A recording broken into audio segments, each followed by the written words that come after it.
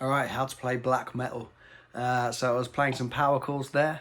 I'm going to use my first and little finger on the 5 and on the 7, 5 on the E, 7 on the A. And what you're going to do is move that little finger up a fret. So start with the power chord, 1 on the 5, and then move that little finger along a fret. See how it sounds. With this hand, you're going to just alternate pick the E and the A string, nice and fast.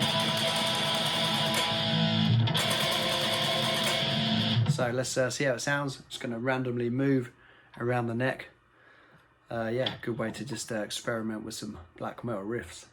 Here we go.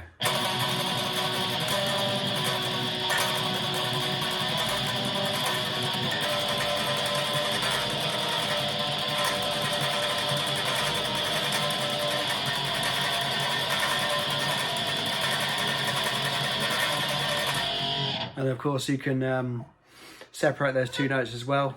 So you can play the, so we're going to go 7 here and 9, so you can play nice tremolo picking, E string, then A string, to see how that sounds. Move it up.